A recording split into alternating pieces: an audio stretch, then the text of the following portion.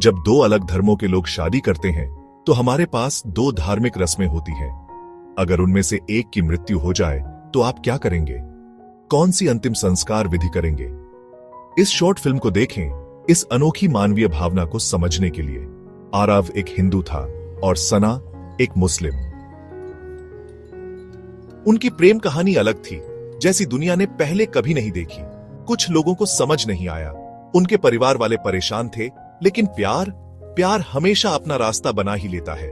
उन्होंने अपनी एक अलग दुनिया बनाई, एक ऐसी दुनिया जहां उनके फर्क मायने नहीं रखते थे, जहां वो एक दूसरे के त्योहार मनाते थे, जहां उनके धर्मों को एक साथ जगह मिली। प्यार में उनका घर हंसी से भरा था। यह एक सुंदर कपड़े की तरह था जो दो धर्मों के धागों से बुना गया था। यह सबको उनके खास बंधन, उनके प्यार को दिखाता था।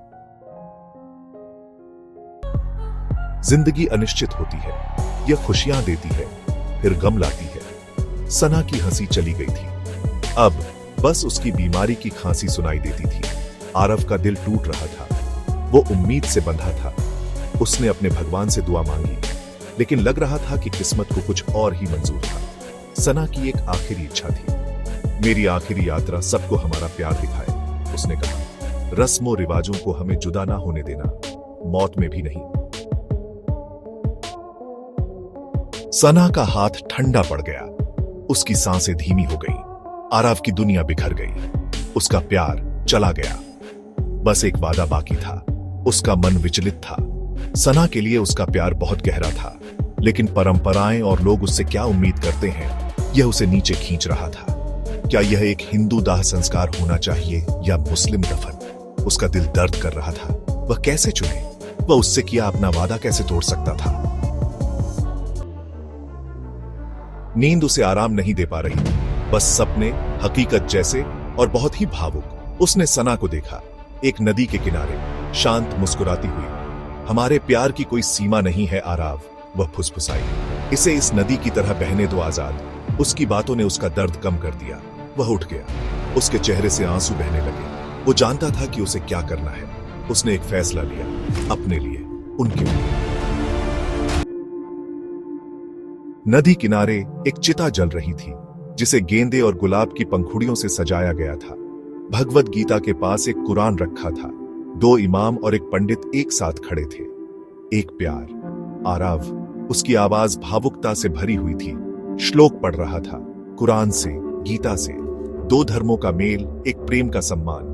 नदी में राख बिखेर दी गई, बहती हुई, मिलती हुई, उनके धर्मों की तरह, उनके प्यार की तरह। उसने सना से किया अपना वादा निभाया। उन्होंने अपनी असाधारण प्रेम कहानी का सम्मान किया। वह नदी के किनारे बैठ गया। पानी बहता रहा, उसके दुख को बहा ले गया, लेकिन साथ में एक सुकून भी। उसने अपना वादा निभाया था।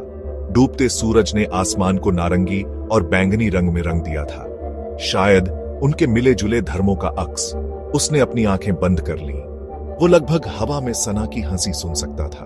उसकी आवाज एक धीमी गूंज, फुसफुसाते हुए, प्यार हर चीज पर जीत जाता है।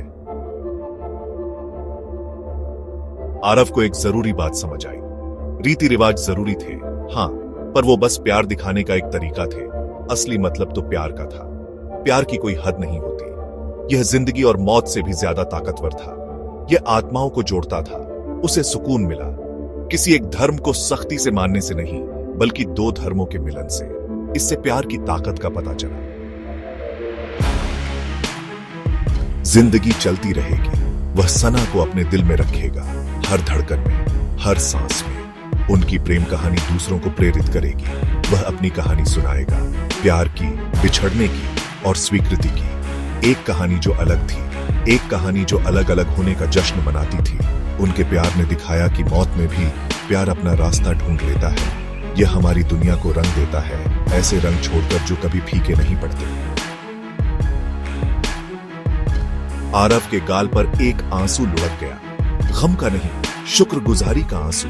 उनके साझा किए प्यार के लिए, उनके बनाए जीवन के लिए। उसने आसमान की तरफ देखा। हम फिर मिलेंगे मेरे प्यार, वह फुसफुसाया। उसके चेहरे पर एक शांत मुस्कान थी। हमारी प्रेम कहानी यही खत्म नहीं होती। और जैसे ही वह नदी से दूर चला गया, यादें, दर्द वो अपने साथ अपने असाधारण प्रेम का सार ले गया, एक प्यार जो मौत से भी ज्यादा मजबूत था।